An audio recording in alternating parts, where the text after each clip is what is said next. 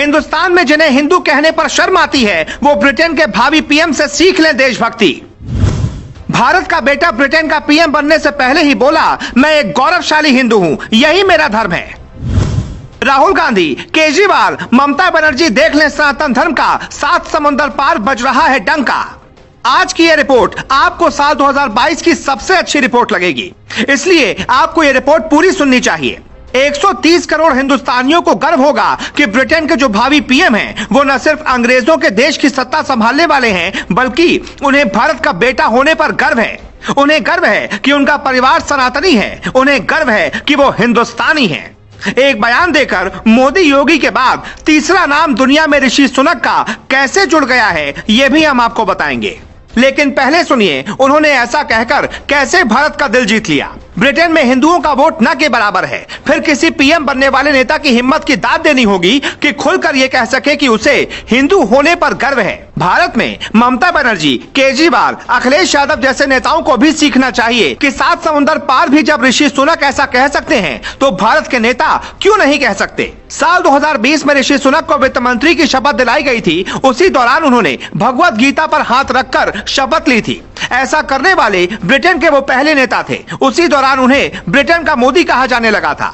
उसी वक्त ब्रिटेन के अखबारों में एक मुद्दा बन गया था कि सनातन धर्म का प्रचार ब्रिटेन में कैसे कोई नेता कर सकता है। मीडिया वालों ने भारत विरोधी सवालों की पूरी लिस्ट बनाई थी और ऋषि सुनक से पूछा। एक ब्रिटिश अखबार ने उनसे पूछा, आपने गीता पर हाथ रखकर कसम क्यों खाई? उनका जवाब आपको जरूर सुनना चाहिए। मैं अब ब्रिटेन का नागरिक हूं, लेकिन मेरा धर्म हिंदू है। भारत मेरी धार्मिक और सांस्कृतिक विरासत है। मैं गर्व से कह सकता हूं कि मैं एक हिंदू हूं और हिंदू होना ही मेरी पहचान है। मैं आज भी भगवान गणेश की पूजा करता हूं। हमारे टेबल पर आपको गणेश भगवान की प्रतिमा ही मिलेगी। मैं लोगों से भी कहना चाहूंगा कि वो हर धर्म का सम्मान करें, गौमांस न खाएं। हमने कभी कोई ऐसा काम नहीं किया जो हमारे धर्म के खिलाफ हो।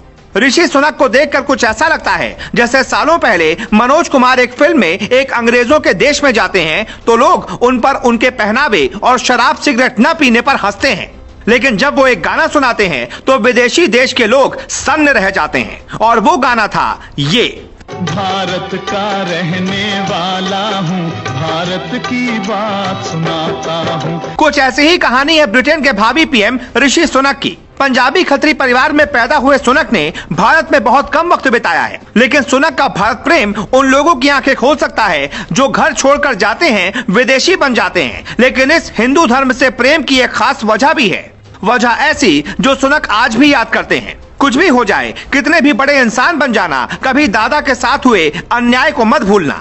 ऋषि की बायोग्राफी लिखने वाले माइकल एशक्रॉफ्ट ने अपनी किताब में लिखा है, ऋषि के दादा रामदास सुनक गुंजावाला में रहते थे, जो बंटवारे के बाद पाकिस्तान में चला गया था। दादा रामदास ने साल 1935 में गुंजावाला छोड़ा और वो क्लर्क की नौकरी करने के लिए नैरोबी आ गए। रामदास सुनक हिंदू मुसलमान के बीच खराब होते रिश्तों की वजह से नैरोबी गए थे। बायोग्राफी के मुताबिक ऋषि सुनक का परिवार आज से नहीं बल्कि कई सालों से विदेश में है। नाना हो या फिर माँ या फिर पिता, सबका जीवन विदेशों में ही बीता, लेकिन इस बात का असर ऋषि सुनक पर नहीं पड़ा। उन्होंने सनातनी सभ्यता को संभाले रखा और जब वो सत्ता संभालने वाले हैं तो खुलकर कहते हैं कि मुझे इस बात पर गर्व है कि मैं एक हिंदुस्तानी हूं और एक हिंदू परिवार में जन्मा हूं। ब्रिटेन या किसी भी देश में भारतीयों के रंग, पहनावे, उनके स्वभाव पर कुछ अंग्रेज हमेशा सवाल उठाते रहते हैं।